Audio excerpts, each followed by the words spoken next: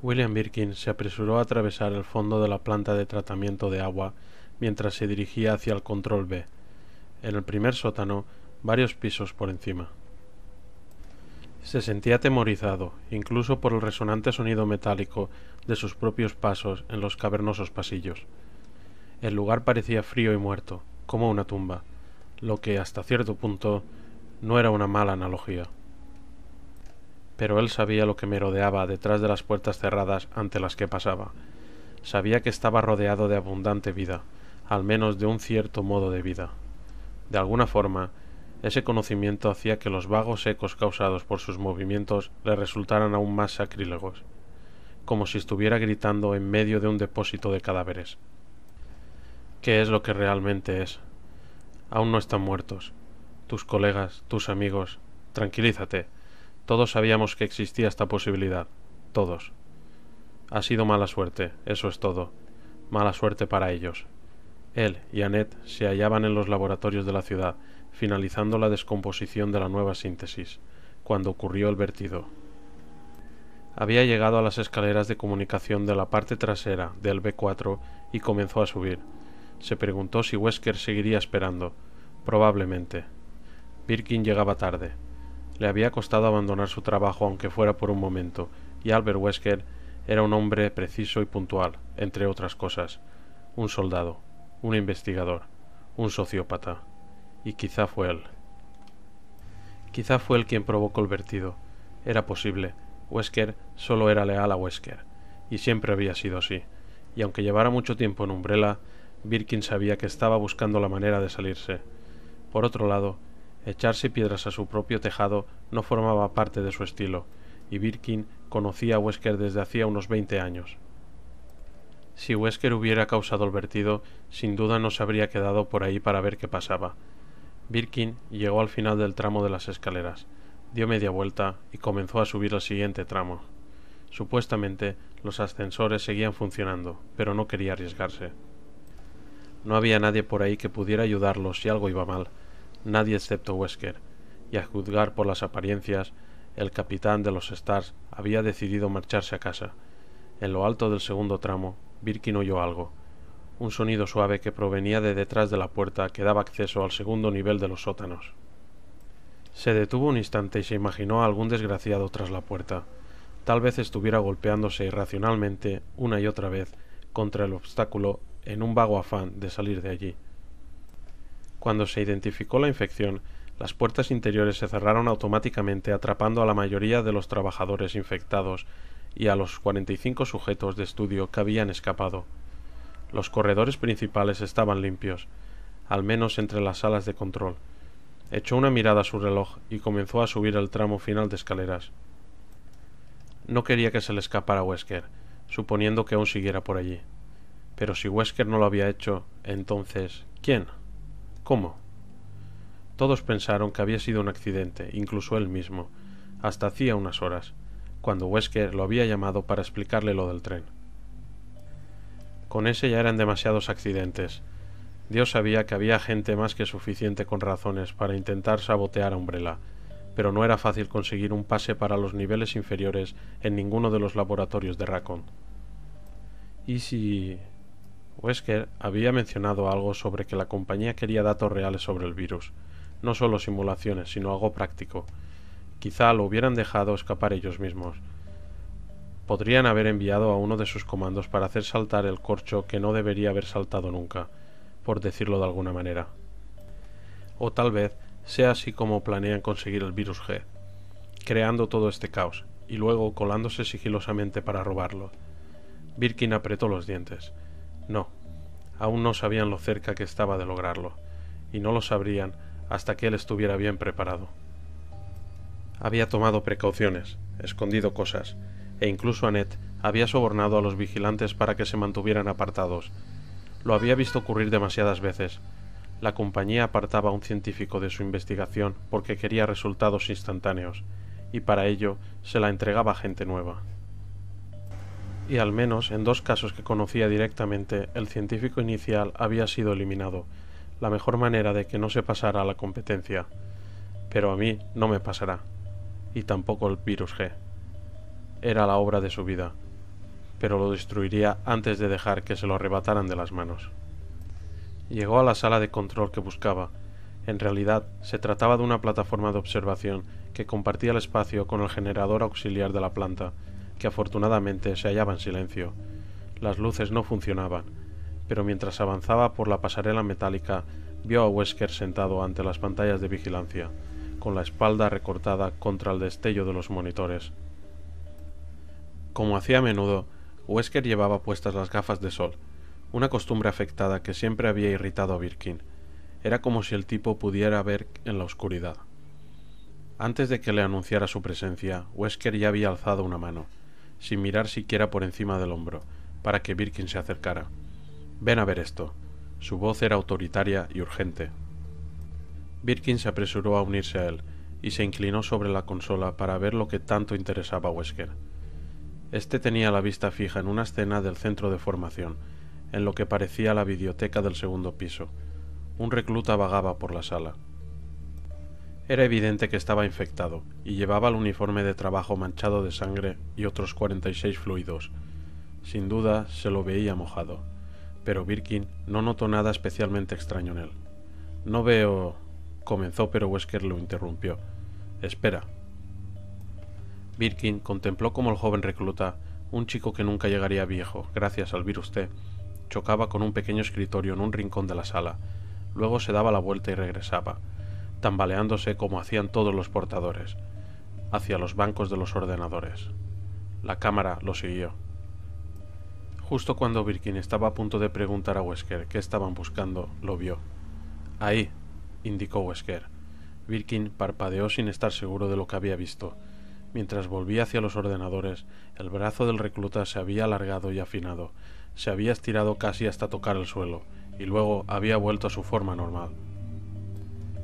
El proceso había durado menos de un segundo. «Es la tercera vez que pasa durante la última media hora, más o menos», informó Wesker sin alzar la voz. El recluta continuó vagando por la reducida sala, y de nuevo pareció indistinguible de cualquiera de los otros condenados que aparecían en las pequeñas pantallas. «¿Un experimento del que no estábamos informados?», preguntó Birkin, pero sabía que era improbable.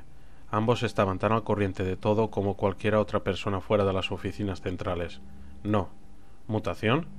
Tú eres el científico, dímelo tú», replicó Wesker.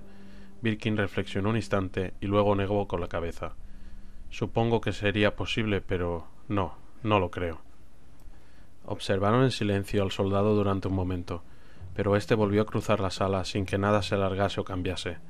Birkin no sabía qué era exactamente lo que habían visto, pero no le gustó nada de nada. En la complicada serie de ecuaciones en que se había convertido su vida, entre su trabajo y su familia, entre los desastres de Raccoon y sus sueños de conseguir crear artificialmente el virus perfecto, lo que habían visto era una incógnita. Era algo nuevo. Un crujido de estática rompió el silencio y la voz desconocida de un hombre se oyó en medio de un zumbido. Tiempo de llegada aproximado, 10 minutos, cambio. Eso tenía que ser el equipo de limpieza de Umbrella dirigiéndose hacia el tren. Wesker le había dicho que estaban en camino. Este apretó un botón. «Afirmativo. Informe cuando alcancen el objetivo. Cambio y corto». Volvió a apretar el botón, y los dos hombres continuaron contemplando al soldado desconocido, cada uno perdido en sus propios pensamientos. Birkin no sabía lo que pensaba Wesker, pero él empezaba a creer que había llegado la hora de abandonar Raccoon.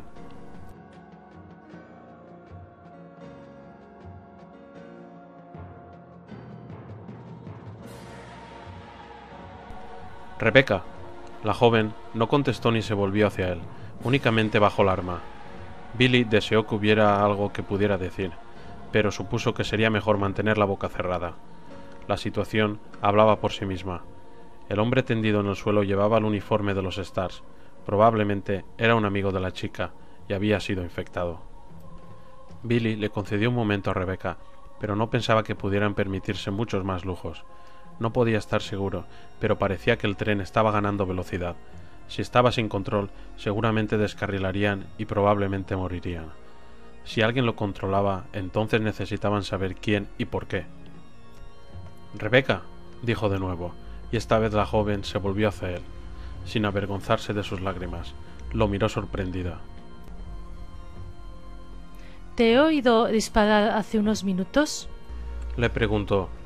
Billy asintió con un gesto e intentó sonreír, pero no le salió. Un bicho monstruoso. ¿Y tú? Un perro. Contestó Rebecca, y se enjugó la última lágrima. Y alguien a quien conocía. Billy se removió incómodo y ambos se quedaron en silencio durante un segundo. Finalmente, Rebecca suspiró y se apartó el flequillo de la frente.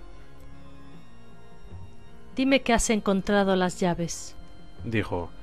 Algo parecido, repuso él, alzando la escopeta. No servirá. Replicó ella y suspiró de nuevo. Tiene cierres magnéticos, como la cámara de un banco o algo así. ¿Es un tren de pasajeros? Preguntó Billy. Es privado. Rebecca se encogió de hombros. Umbrella, la compañía farmacéutica. Entre el consejo de guerra y la sentencia, Billy no había prestado mucha atención sobre dónde lo iban a ejecutar, pero lo recordó de repente. Raccoon City, lo más parecido a una metrópolis que había en esa zona, y el lugar donde la megacorporación se había instalado inicialmente. ¿Tienen su propio tren? Rebecca asintió. Umbrella está por todas partes aquí. El bosque de Raccoon, la misma Raccoon, todo se hallaba situado en las montañas Arkley. Los pensamientos de Rebecca parecían ir en la misma dirección. ¿No pensarás que...? No lo sé, repuso Billy, y en este momento no me importa. Aún tenemos que atravesar esa puerta. Rebecca comenzó a caminar de nuevo hacia la parte delantera del tren. Luego pareció pensárselo mejor, quizá porque no quería ver a su amigo. Fijó los ojos en el suelo y habló en voz baja. Hay un cadáver junto a la puerta, un hombre con una llave en la mano. Puede que abra algo útil. Espérame un segundo, le indicó Billy. Pasó ante ella y avanzó por el corredor hasta llegar al final. El decrépito cadáver de un empleado del tren se hallaba apoyado contra la puerta cerrada. Era el cuerpo sobre el que la joven estaba inclinada cuando se vieron por primera vez. Y sí que tenía una llave metálica en la agarrotada mano. Billy se la cogió y la observó bajo la tenue luz. Tenía pegada una etiqueta en la que se leía «Vagón Restaurante». ¡Qué gran ayuda! Muchísimas gracias. La dejó a un lado y pasó cerca de un minuto registrando la chaqueta del cadáver. En un bolsillo solo encontró un paquete de cartas y en el bolsillo delantero un puñado de caramelos de menta cubiertos de borra. Pero en otro había varias llaves más cogidas a una anilla. Dos no estaban etiquetadas, pero en una tercera estaba grabada la palabra revisor en el metal. Billy se las guardó en el bolsillo y después de pensarlo un momento se agachó y con cuidado le sacó la chaqueta al cadáver. No pudo evitar una mueca de asco al notar la textura fría y esponjosa de su piel. El pobre tipo no parecía haber pillado el virus, pero una o varias personas desconocidas lo habían mordido repetidamente. Del rostro y las manos le habían arrancado grandes pedazos de piel y músculo. Estaba hecho un desastre. Billy regresó a donde se hallaba Rebecca, pero se detuvo antes para cubrir con la chaqueta el cadáver del Stars muerto. Solo le ocultaba el rostro y la parte superior del cuerpo, pero supuso, pensando la chica, que cualquier cosa sería mejor que nada. Cuando ella se acercó, le hizo un movimiento con la cabeza en señal de agradecimiento, pero no dijo nada.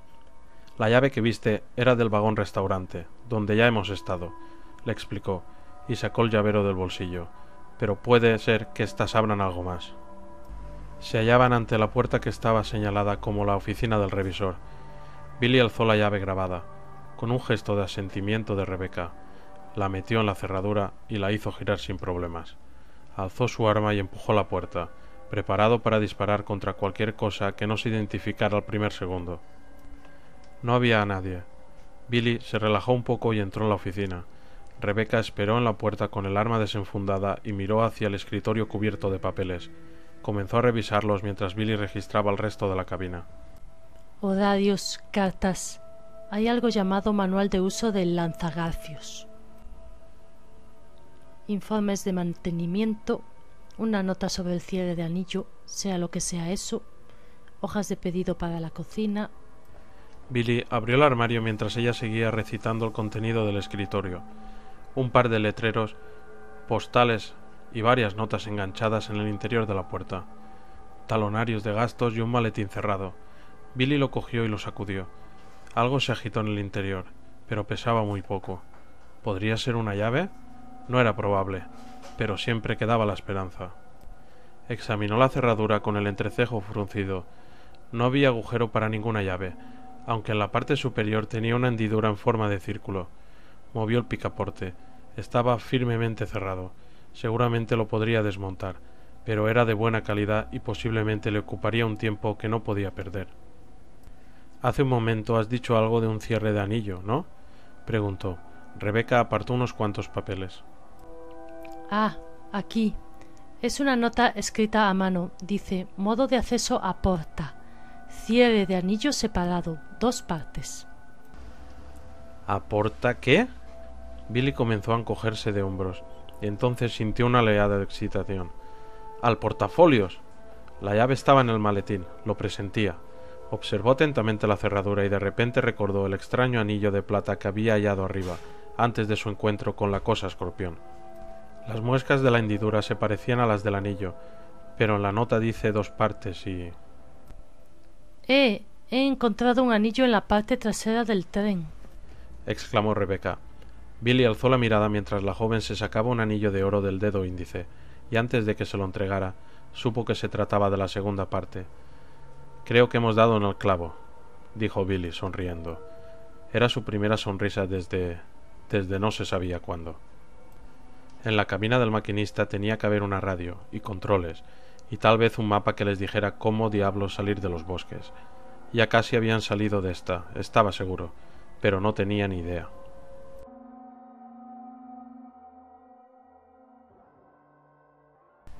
Alguien había hecho arrancar el maldito tren.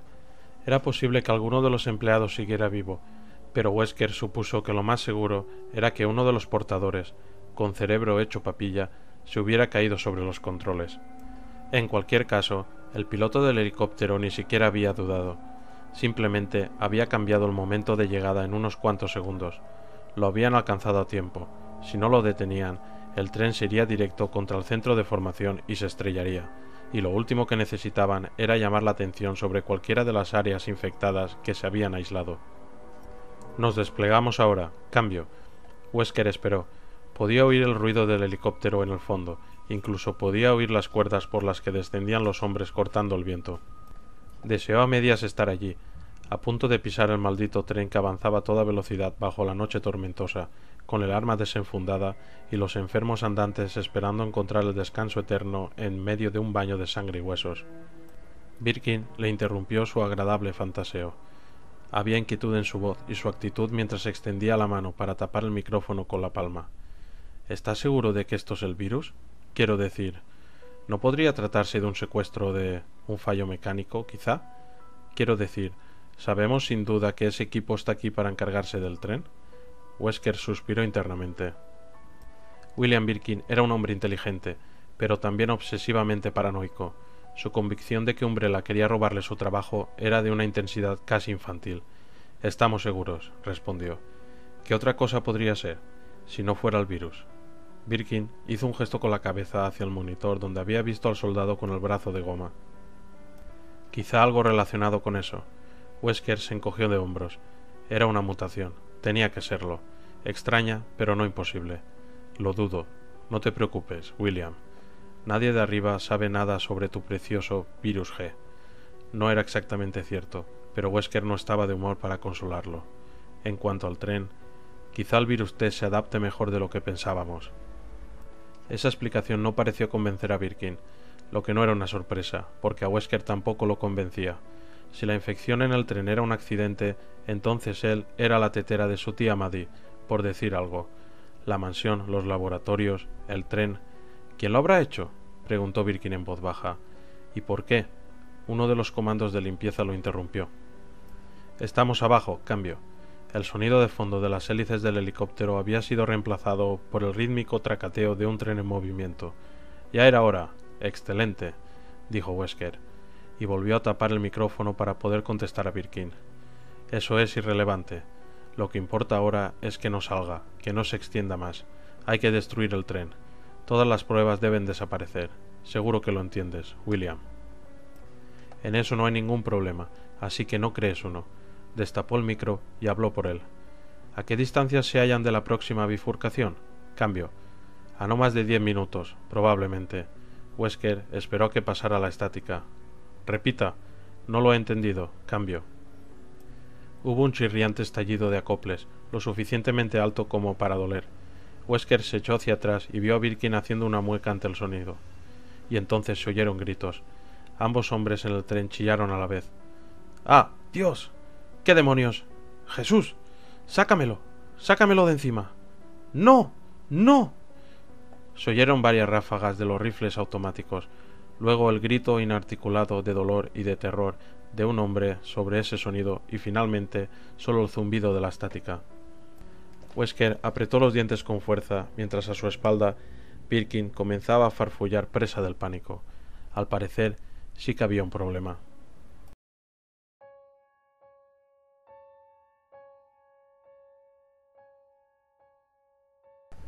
Se hallaban ante la puerta cerrada. Rebecca sujetaba la tarjeta y tenía una sensación de triunfo desproporcionado en comparación con lo que realmente habían logrado. Supuso que probablemente se debía a que se sentía emocionalmente agotada. No había sido difícil. Habían encontrado un par de anillos y habían abierto el portafolios. A pesar de todo, se sentía como si hubiera resuelto el enigma de la maldita esfinge. Billy le hizo un gesto para que abriera la puerta, inclinando la cabeza hacia un lado. Seguía escuchando atentamente. Le aseguró que había oído un helicóptero en el exterior cuando habían ido a buscar el anillo, y a alguien gritando poco después. Rebecca no había oído nada. Probablemente él estaba tan exhausto como ella, considerando que estaba de camino hacia su ejecución. No empieces a hacer comparaciones. Por mucho que haya hecho para ayudarte, sigue siendo un animal, y olvidarlo te puede costar la vida. De acuerdo. En cuanto hubiera llegado a una radio que funcionara, se habría acabado esa tregua. Pasó la tarjeta por el lector y la lucecita roja cambió a verde. La puerta se abrió con un clic y Billy la empujó hacia adentro. El sonido del tren se convirtió en un rugido mientras la puerta se abría sobre una pasarela de rejilla que estaba parcialmente expuesta a los elementos. El viento y la niebla los salpicó cuando pisaron la pasarela. A la derecha había una especie de jaula cerrada con equipo que se extendía a lo largo de todo el vagón. A la izquierda solo había un pasamanos y la violenta noche que atravesaban a toda velocidad. Delante, en otro vagón, vieron lo que debía de ser la cabina del conductor, aunque era difícil juzgar en la oscuridad. Rebecca se aferró al pasamanos cuando se dio cuenta de la velocidad a la que avanzaba el tren. Realmente estaba volando sobre las vías. Oh, Rebecca se detuvo mientras Billy avanzaba rápidamente unos pasos y se agachaba junto a un hombre o a una mujer. Había un segundo cuerpo a más o menos 1 metro del primero. Ambos iban vestidos con trajes de asalto y tenían el rostro oculto tras visores tintados. ¿SWAT? ¿Cómo han llegado hasta aquí? ¿Y por qué solo 2? Mientras se acercaba, la joven pudo ver que ambos brillaban a causa de la baba que los cubría, la misma porquería espesa que excretaban las sanguijuelas del vagón restaurante. El uniforme, los chalecos antibalas y las piezas metálicas no llevaban ninguna insignia.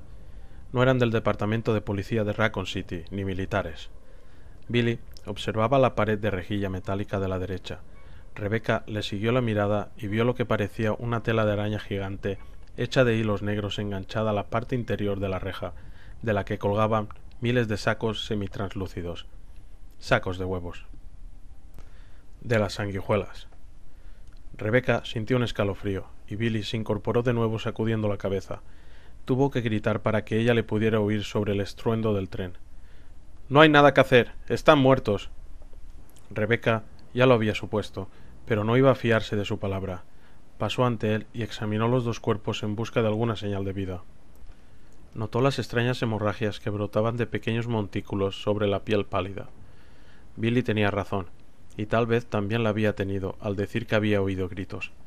A pesar de la lluvia, ambos cuerpos aún estaban calientes.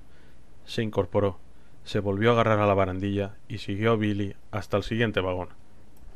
Justo estaba pensando qué iban a hacer si se encontraban con otra puerta cerrada cuando vio a Billy empujar hacia adentro la puerta.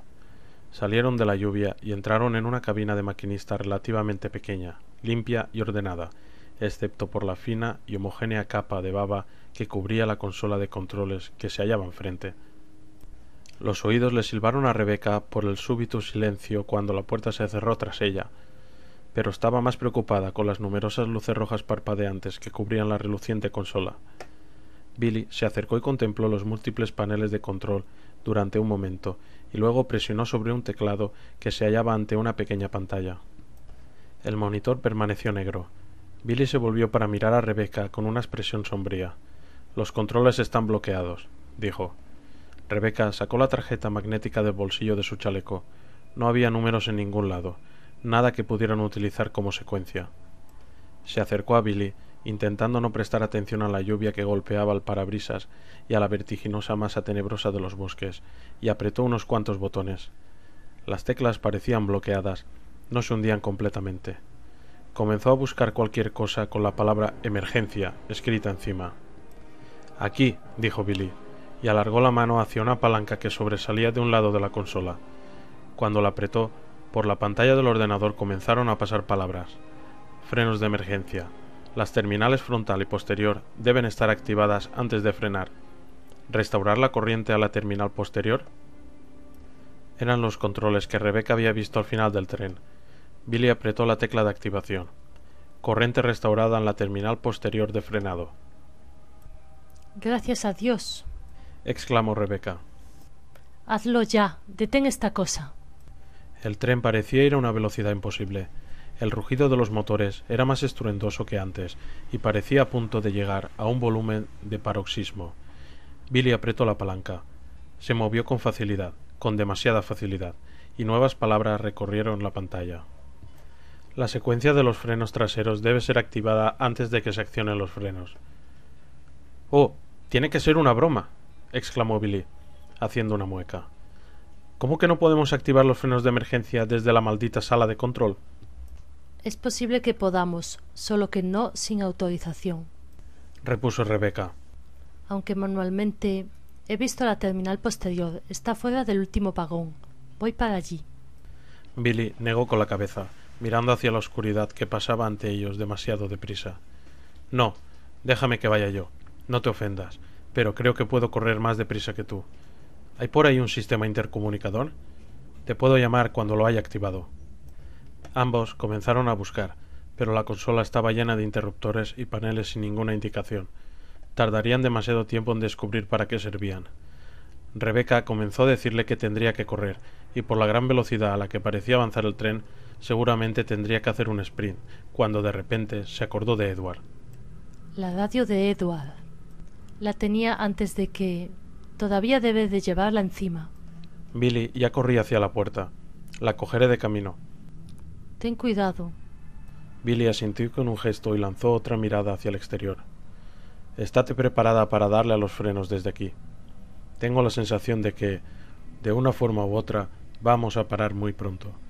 Abrió la puerta hacia el estruendo y salió. Los segundos pasaban lentamente. Rebeca se aseguró de que su radio estuviera funcionando y mantuvo la mano sobre la palanca de frenos mientras contemplaba la noche. El tren tomó una curva demasiado rápido, y Rebeca cerró los ojos rogando para que la máquina descontrolada se mantuviera en la vía e imaginando que sentía elevarse las ruedas para luego volver a caer sobre los raíles. Billy tenía razón. De una forma u otra, no iban a ir mucho más lejos. ¿Por qué tarda tanto? Solo habían pasado unos minutos. Pero eso ya era mucho. Agarró la radio y apretó el botón para transmitir. «Billy, ¿me oyes? ¿Cuál es tu situación? Cambio». No obtuvo ninguna respuesta. «¿Billy?» Esperó mientras contaba lentamente hasta 5 y el corazón empezaba a latirle a toda prisa. Vio que se acercaba otra curva. «Billy, ¿me oyes? Mierda». Quizá no hubiera encontrado la radio, o igual había olvidado encenderla, o algo había pasado con los controles y no los podía activar, o está muerto. Quizá algo lo haya atrapado. El tren entró en la curva, y esta vez no hubo nada que imaginar. El tren se inclinó demasiado y aceleró mientras se sacudía al caer de nuevo. Otra curva como esa y todo habría acabado. Tendría que ir ella a la parte trasera, no había tiempo, pero tampoco tenía otra opción. «¡Ahora, Rebeca!». Rebeca vio una masa borrosa a la derecha del tren, pero desapareció tan rápidamente que no supo lo que era hasta que hubo pasado. El andén de una estación. El andén de la estación. Y eso significaba que lo único que quedaba delante era el lugar donde guardaban el maldito tren. Y eso significaba que tal vez ya era demasiado tarde. «Sujétate», gritó por la radio mientras agarraba la palanca y la apretaba con todas sus fuerzas. Algo avanzaba hacia la ventanilla frontal, una oscuridad más profunda que la de la noche. Un túnel. Los frenos chirriaban mientras el tren se lanzaba hacia la negrura y partía alguna débil barrera de la que pasaron trozos de madera volando por delante de la ventana. El tren se inclinó de nuevo, pero esta vez no recuperó la estabilidad. Rebeca oyó su propio grito junto con el chirrido del tren, que caía contra el suelo y comenzaba a deslizarse. El metal se rasgaba y saltaban chispas como si fueran unos fuegos artificiales infernales. La pared se convirtió en el suelo, y Rebeca se golpeó contra él mientras la locomotora se estrellaba contra algo aún más duro y se apagaban las luces.